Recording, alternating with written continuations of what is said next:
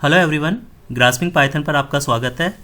हम आपके लिए लेके आए computer science with Python class 12 के कंप्यूटर नेटवर्किंग की वीडियो सीरीज़, जिसके फर्स्ट पार्ट में हम बात करेंगे कैसे दुनिया के अंदर नेटवर्किंग का कंसेप्ट आया, नेटवर्किंग की ज़रूरत क्या है, जो इंटरनेट हम यूज़ कर रहे हैं इससे पहले कैसे कम्युनिकेशन होता था। फिर हम बात करेंगे कैसे एक हिंदुस्तान के बहुत बड़े मुग़ल सम्राट ने हिंदुस्तान को नेटवर्किंग का कंसेप्ट दिया। तो वीडियो को लास्ट तक देखिए। शुरू करते हैं। सबसे पहले अगर हम बात करें नेटवर्किंग होता क्या है, तो नेटवर्किंग की अगर हम बात करें तो यहाँ पे कह रखा है कि नेटवर्क कंसिस्ट टू और मोर कंप्यूटर कनेक्टेड टुगेदर। अब यहाँ पे ज़रूरी नहीं है कि कंप्यूटर ही हो, मोबाइल्स भी हो सकते, कोई भी डिवाइस हो सकता है आपका इलेक्ट्रॉनिक डिवाइस, ठीक है।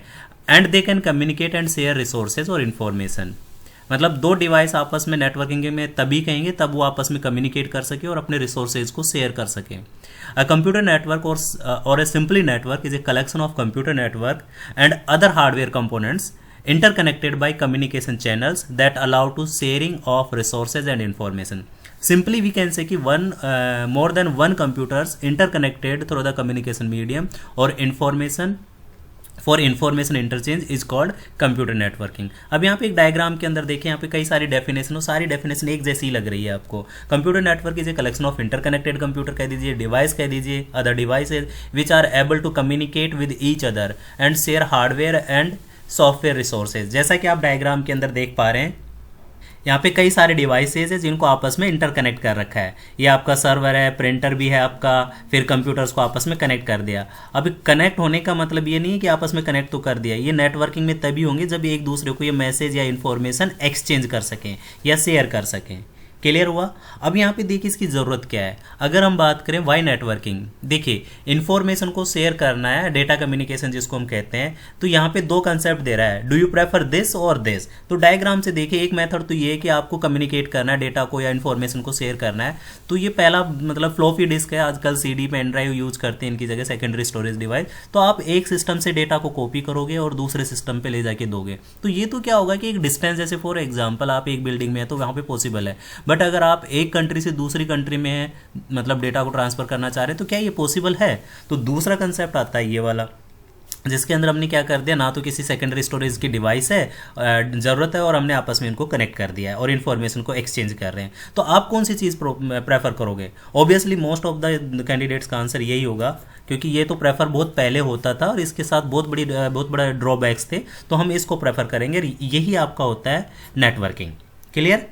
तो आगे चलते हैं। नेटवर्किंग के जो बेनिफिट्स रहते हैं, सबसे पहला बेनिफिट तो होता है आपका शेयरिंग हार्डवेयर और रिसोर्सेज। अब शेयरिंग हार्डवेयर, रिसोर्सेज और सॉफ्टवेयर के अंदर क्या होता है, जैसे फॉर एग्जांपल यहाँ पे आपके पास कंप्यूटर्स दे रखे हैं, 4 कंप्यूटर्स दे रखे हैं। अब 4 कंप्यूटर्स के साथ अगर मान लीजिए प्रिंटिंग डिवाइस लगाना है, तो इंडिविजुअल कंप्यूटर के साथ एक एक प्रिंटिंग डिवाइस लगा रखा है। क्या ये पॉसिबल है।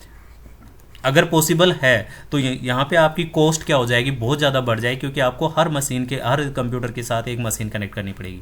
तो हम क्या करते हैं, एक मशीन ले लेते हैं अलग से और उसको क्या करते हैं, चारों के साथ शेयर कर देते हैं। तो ये फिर आपका बन जाएगा नेटवर्किंग। तो हार्डवेयर और सॉफ्टवेयर रिसोर्सेज को हम शेयर कर सकते हैं। सेंट्रलाइज एडमिनिस्ट्रेशन एंड सपोर्ट की फैसिलिटी इसके अंदर होती है।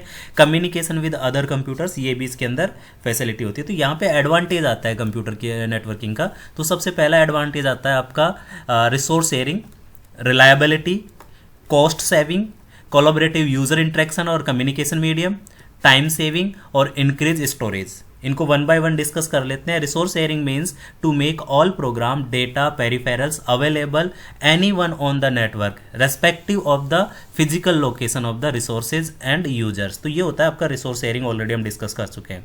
Reliability means to keep the copy of A file on 2 or more different machine so that one of them is unavailable due to some hardware crashes or any other reasons, then its other copy can be used. ठीक है।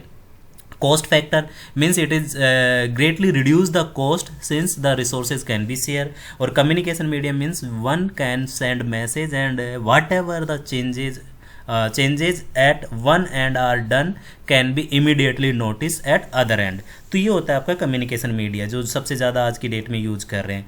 एक बार फिर मैं आपसे बोलूँगा video को पूरा देखिए, लास्ट में हम बात करेंगे हिंदुस्तान के सबसे बड़े मुगल सम्राट ने कैसे हिंदुस्तान को नेटवर्किंग का कंसेप्ट दिया। तो देखते रहिए वीडियो। अब हम अगर बात करें कम्युनिकेशन मॉडल की, तो देखिए ये थोड़ा सा थ्योरेटिकल कंसेप्ट है। कम्युनिकेशन मॉडल होता क्या है।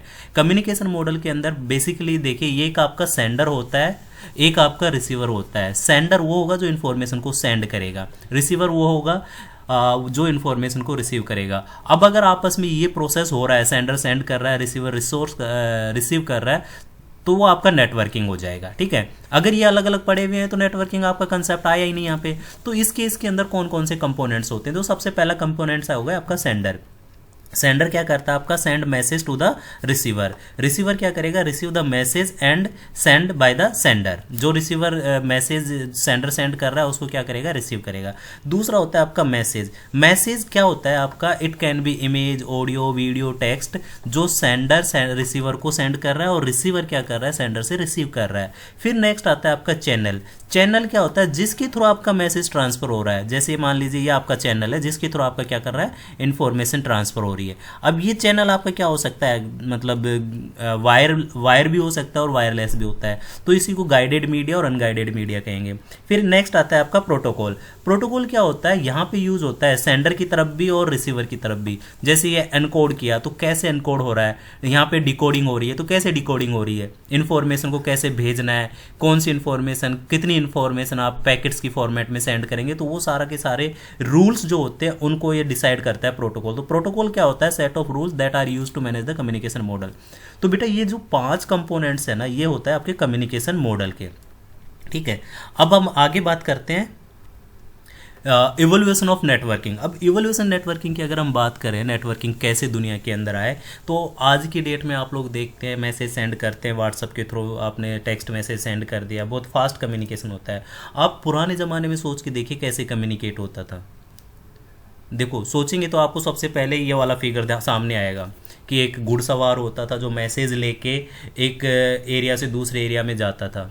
तो इसके साथ सबसे बड़ी प्रॉब्लम क्या होती है? घुड़सवार मैसेज लेके जा रहा है, रास्ते में हो सकता है दूसरे राजा की टेरिटरी पड़ती हो तो उसने उसको किडनैप कर लिया, हो सकता है कि हमारा कोई गुप्त मैसेज ट्रांसफ़र कर रहा हो, तो वहाँ पे प्रॉब्लम है। रास्ते में वो किसी जंगल से जा रहा है, किडनैप कर लिया या चोरी कर लिया, बारिश हो गई, सर्दी हो गई, और मैसेज भी आपका कितने दिन में पहुंच रहा है, तो ये घुड़सवार के साथ सबसे बड़ी प्रॉब्लम थी। दूसरी प्रॉब्लम होती थी जो आजकल आप लोग जनरली देखते हैं, लॉकडाउन चल रहा है तो यहाँ पे क्या होता है? मैसेज ब्रॉडकास्ट करना होता है हमारे माननीय प्रधानमंत्री जी, तो अनाउंसमेंट कर देते हैं टीवी पर आकर पब्लिकली सबको अनाउंस कर देते हैं। तो एक ये भी मेथड होता था कि एक मतलब पर्सन आता है, ड्रम बीट यूज करता है और वो क्या करता है? सुनो सुनो सुनो बोलता है और अपना मैसेज डिलीवर कर देता है। तो इस तरीके से भी आपका मैसेज ट्रांसफ़र करता है। पर ये क्या होता है, इस तरीके के जो नेटवर्किंग का कंसेप्ट था, मैसेज ट्रांसफ़र का जो कंसेप्ट यूज़ करते थे, इसके साथ सबसे बड़ी प्रॉब्लम क्या होती थी? ये लिमिटेड एरिया के अंदर ही होता था, अगर दूसरे एरिया में भेजना है तो फिर ये काम नहीं करता था। फिर इसके बाद आप यूज़ करते थे कबूतर। कबूतर भी यूज़ करते थे मैसेज सेंड करने के लिए। तो कबूतर के साथ भी सबसे बड़ी प्रॉब्लम थी कि कैसे मैसेज को लेके जाता था, और मैसेज की सिक्योरिटी नहीं थी यहाँ पे भी। मैसेज भेजना है किसी और को, पर्सन ए को, और वो कबूतर दे के आ गया पर्सन बी को। फिर कबूतर कहाँ पहुँच रहा है? कबूतर तो छत पे जाके बैठता था, जिसको मैसेज देना है लेना है या कोई भी पकड़ के उसे मैसेज पढ़ सकता था। दूसरा रास्ते से जा रहा है, बारिश हो गई तो मैसेज गया। तीसरा आप लोगों ने देखा ही होगा कि कोई भी मतलब मांसाहारी पक्षी जो होते हैं वो कबूतर को खा गया, तो यहाँ पे भी थोड़ी प्रॉब्लम थी। और कबूतर का तो कंसेप्ट आप लोगों ने, एक सलमान खान की मूवी भी आई थी, कबूतर जा जा जा ना, पहले प्यार की पहली चिट्ठी साजन को दिया। तो कबूतर का कंसेप्ट तो बहुत पुराना था, बाज भी यूज करते थे यहाँ पे, तो ये भी थोड़ा कंसेप्ट पुराना था पर प्रॉब्लम थी उनके साथ। तो फिर एक कंसेप्ट लेके आए हम पोस्टमैन का। डाक ऑफिस जो होता है उसके अंदर भी आप लेटर लिखते हैं, फिर लेटर भेजते हैं, फिर पोस्टमैन लेके जाता था, डिलीवर करता था। तो यहाँ पे भी क्या होता था? टाइम की बहुत प्रॉब्लम थी। ठीक है, और इसमें भी क्या होता था? सपोज कर लीजिए पोस्टमैन मैसेज डिलीवर करने आया, आप उस टाइम पे घर पे नहीं है। ठीक है, और दूसरी प्रॉब्लम, मैसेज आपके लिए आया है, उसने दे दिया आपके पापा को, सोचो क्या होगा। ठीक है, तो ये भी प्रॉब्लम थी इसके साथ। फिर देखिए क्या हुआ, अगर हम टाइमलाइन ऑफ कम्युनिकेशन की बात करें तो प्री 1800 के अंदर हम लोग इस तरीके का कंसेप्ट यूज करते थे। ये कबूतर वगैरह का तो बहुत पहले से चला आ रहा था, बट फर्स्ट टाइम जो पोस्ट ऑफिस का यूज हुआ था वो 1800 के अंदर यूज किया। फिर अर्ली 1800 के अंदर हमने टाइपराइटर यूज किया। फिर 1838 के अंदर हमने यहाँ पे यूज किया टेलीग्राम।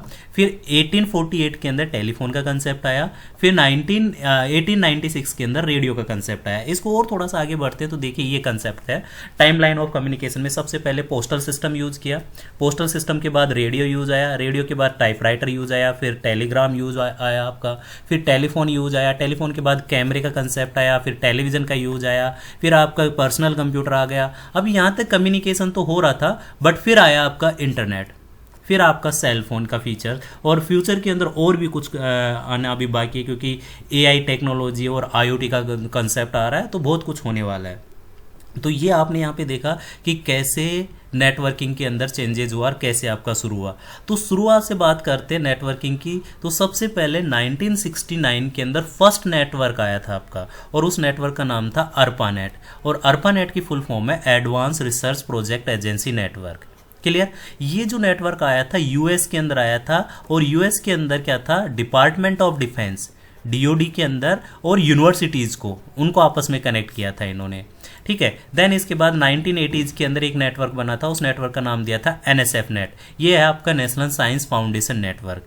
फिर 90s के अंदर 1990s के अंदर जो हम आज की डेट में इंटरनेट यूज करते हैं वो आया था, और ये क्या था, international network. Internet refer to the global network that connect the computer across the globe.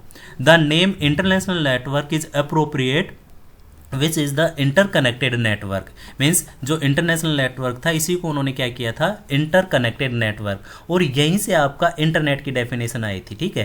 तो network of all the web service web services world wide, in short it is network of network, ठीक है। तो इस diagram से आप देखिए किस तरीके से 1969 के अंदर अर्पानेट आया, और यहाँ पे इस तरीके से इनको आपस में कनेक्ट किया, और ARPANET was started to connect the computer at US defence. अब डिफेंस की स्पेलिंग यूएस अमेरिकन में इसी तरीके से लिखते हैं, एंड डिफरेंट यूनिवर्सिटीज़। फिर 1980s के एनएसएफ नेटवर्क आया था, was started to make high capacity network to use strictly for academic and engineering research के लिए उन्होंने यूज़ किया।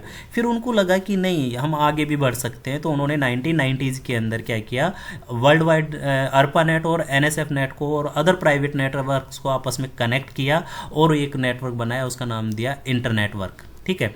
तो यहाँ पे अब बात आती है कि यूएस के अंदर डिफेंस के अंदर ये सिस्टम क्यों आया।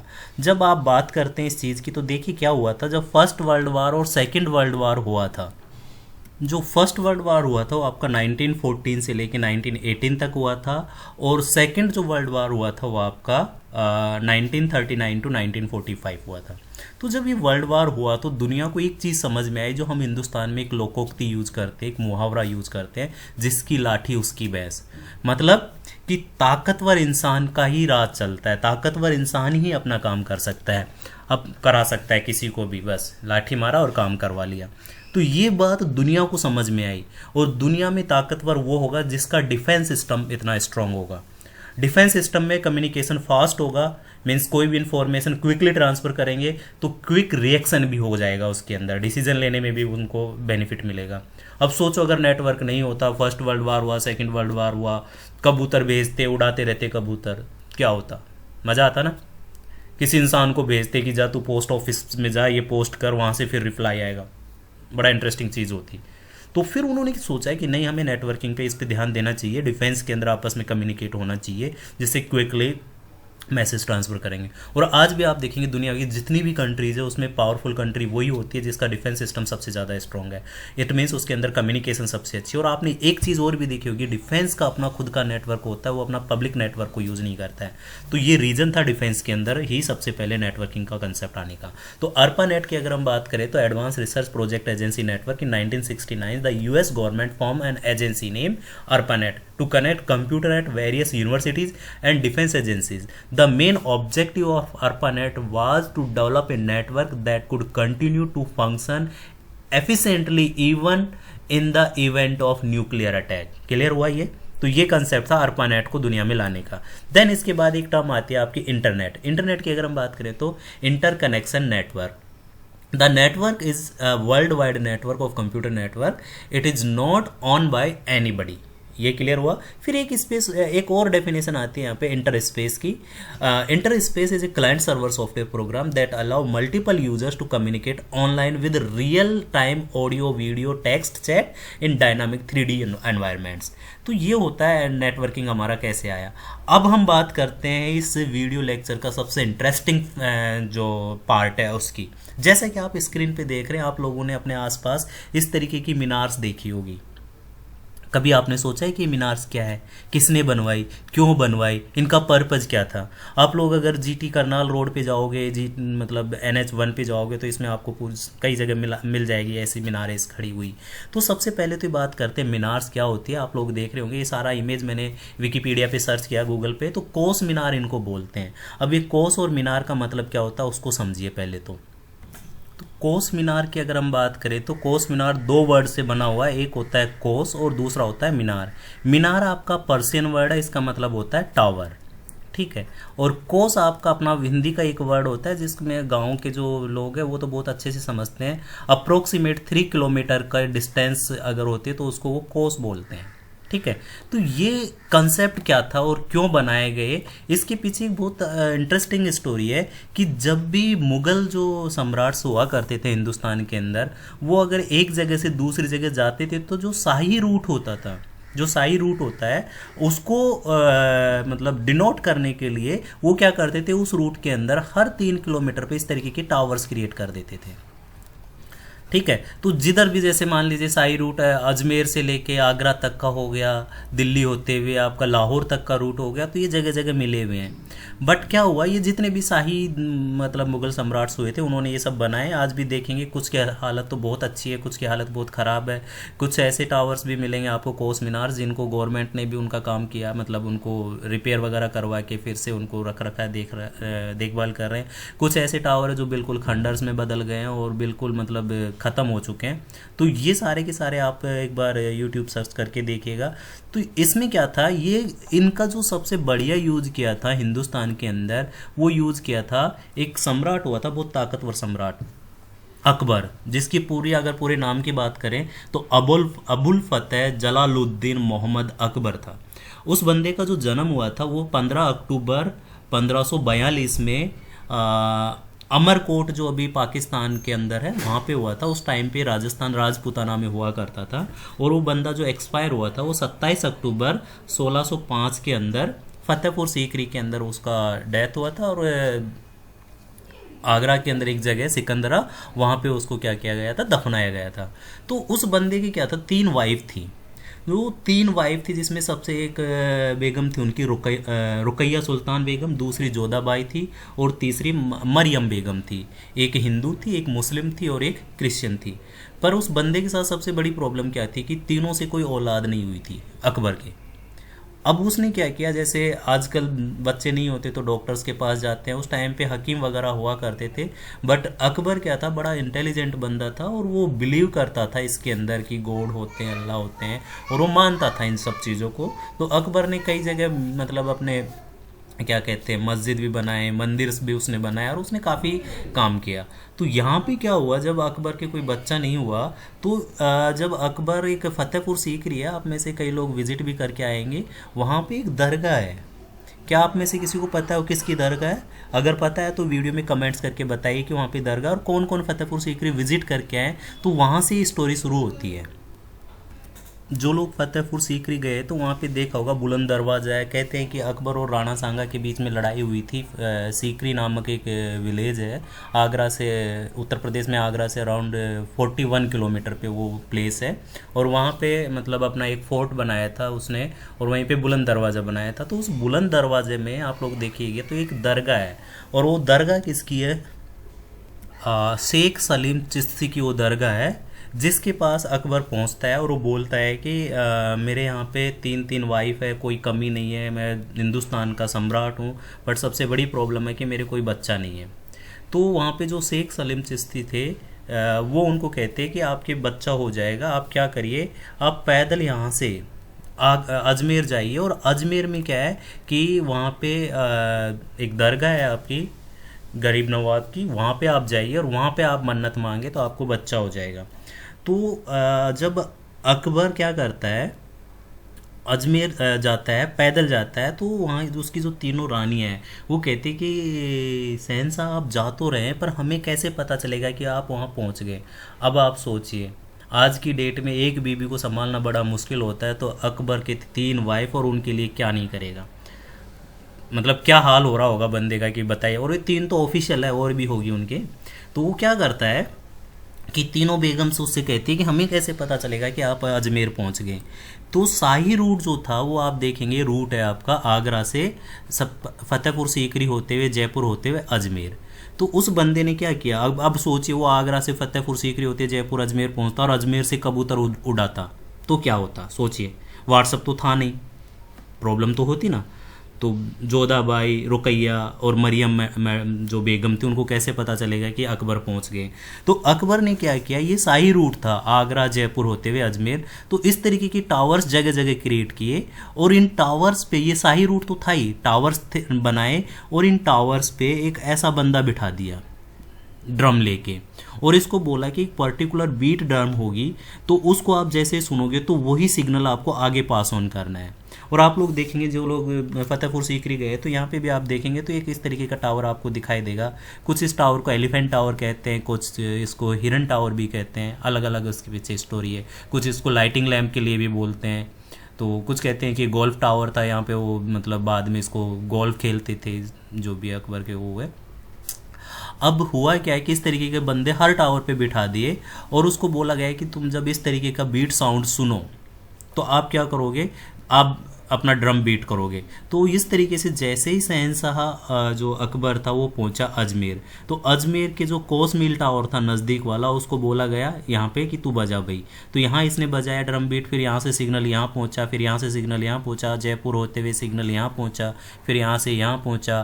फतेहपुर सीकरी में पानी की कमी थी तो बंदे ने फैमिली शिफ्ट कर दी थी आगरा में, फिर यहाँ से मैसेज पहुँचता हुआ यहाँ पे पहुँचा। तो इस तरीके से जो आज की डेट में जो हमारे यहाँ पे नेटवर्किंग टावर्स हैं वो सारे के सारे मैसेज ट्रांसफ़र करने का यही कंसेप्ट यूज़ करते हैं। तो ये था हिंदुस्तान के अंदर अकबर ने कैसे हिंदुस्तान को नेटवर्किंग का कंसेप्ट दिया। कहते हैं कि अकबर पढ़ा लिखा नहीं था, उसको लिखना नहीं आता था, बट वो बंदा दिमाग का बहुत तेज़ था। उसने इन कोस्ट टावर्स को कम्युनिकेशन के लिए पहली बार हिंदुस्तान के अंदर यूज किया, और यही कंसेप्ट आज की जो मॉडर्न वो है नेटवर्किंग जो हम यूज़ करते हैं उसमें भी यही कंसेप्ट यूज़ करते हैं। तो यहाँ पे एक चीज़ भी निकल के आती है, आप लोगों ने थ्रस्टी क्रो की स्टोरी सुनी होगी, जिसमें एक कौवा प्यासा था, वो पानी पीता है, घड़े में पानी कम था, कंकड़ डालता है, पानी ऊपर आता है, फिर उसको पानी मिल जाता है। तो उस स्टोरी का जो मोरल है वो है कि the necessity is the mother of invention. अगर हम इसमें हिंदी की बात करें तो आवश्यकता आविष्कार की जननी है। अगर उसको अकबर को यह आवश्यकता नहीं होती कि मैसेज वहाँ ट्रांसफ़र करना है, कबूतर बेचता या फिर घोड़े वाला बेचता या किसी पर्सन को बेचता या फिर और भी कुछ हो सकता था, या अकबर वो आ रहा होता तो मैसेज तो ऐसे ट्रांसफ़र होता नहीं। तो उस बंदे ने दिमाग लगाया और एक सिग्नल्स की फॉर्मेट में एक मैसेज भेजा। जब वो अजमेर पहुंचा तो ड्रम बीट किया और रुकैया, जोधा और मरियम जो बेगम्स थी उनको मैसेज मिला कि शहंशाह अकबर अजमेर पहुंच चुके हैं। उसके बाद अकबर ने बहुत काम किया, बच्चा हुआ उसके, फिर नेटवर्किंग मील माइल और जगह भी कई ऐसे होंगे जो बीबीओ के मारे होंगे, तो उन्होंने भी अपने नेटवर्क्स बनाए। तो ये थी हमारी आज की स्टोरी, नेटवर्किंग हिंदुस्तान में कैसे आया। वीडियो कैसा लगा, वीडियो का कौन सा पार्ट आपको सबसे अच्छा लगा, प्लीज़ कमेंट करके बताइए। आपके कमेंट्स हमें मोटिवेशन का काम करते हैं। और अपने दोस्तों के साथ वीडियो को शेयर करिए ज़्यादा से ज़्यादा लोगों के साथ, ताकि उनको पता चले कि कोस्ट टावर होते क्या है, क्यों कोस्ट टावर बनाए गए थे। अगर मैं इसको थोड़ा सा एक स्क्रीनशॉट और दिखाता हूँ आपको, नेटवर्किंग इसके ऊपर चलते हैं, जिसके अंदर आपको विश्वास होगा कि अजमेर से, जो आगरा से अजमेर तक का जो रूट था वो है या नहीं है। तो मैं आपको लेके चलता हूँ इंटरनेट पे, वहाँ पे आपको बताता हूँ कि शाही रूट क्या था। देखिए चलते हैं।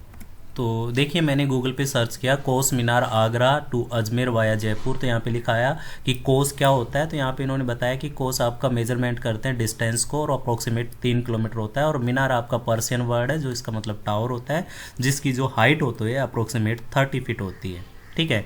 And were erected for royal route such as, ये रॉयल रूट्स के लिए यूज करते थे, मतलब शाही रूट जिसको हम कहते हैं। तो देखिए क्या था, Agra to Ajmer via Jaipur, from Agra to Delhi via Lahore.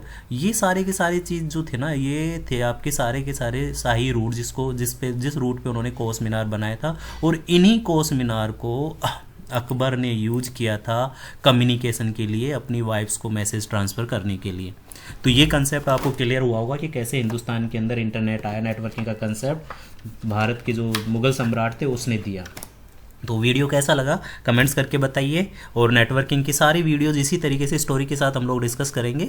और अपने फ्रेंड्स के साथ वीडियो को शेयर करिए, सब्सक्राइब करिए हमारे यूट्यूब चैनल ग्रास्पिंग पाइथन को, और ज़्यादा से ज़्यादा लोगों के साथ शेयर करिए ताकि उनको पता चले कि कोर्स मीनार है क्या, कैसे आपका कोर्स मीनार का कंसेप्ट आया था, उसको कैसे यूज़ किया नेटवर्किंग के अंदर, और उसी कंसेप्ट को आज की जितनी भी मॉडर्न कंपनियाँ नेटवर्किंग कंपनी है, रिलायंस वाले को देख लीजिए, या जियो वाला हो गया आपका, या फिर आप एयरटेल को देख लीजिए, वोडाफोन को देखेंगे, उन्होंने जगह जगह अपने टावर्स बना रखे हैं पर्टिकुलर डिस्टेंस पे, और वो टावर्स भी इसी तरीके से अपना कम्युनिकेशन का काम करते हैं, मैसेज को ट्रांसफर करते हैं one place to another place को सिग्नल्स की फॉर्मेट में ट्रांसफर करते हैं।